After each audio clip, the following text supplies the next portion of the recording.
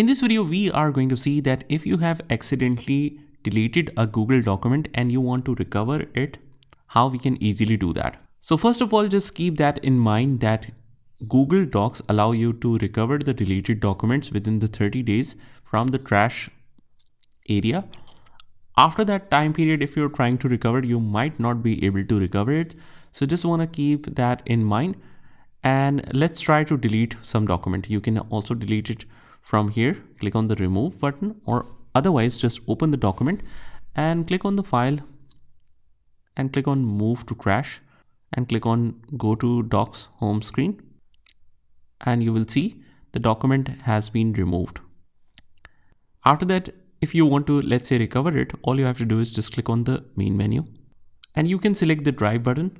From here, we have to click on trash, and there we see our recent document that is deleted today.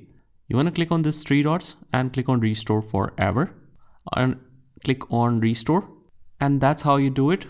Let's go back to Google Docs, refresh it again, and you should be able to see your document. So that is how you do it. I hope you found this video helpful, and if you did, hit the like button and subscribe to our channel, and I will see you in the next one.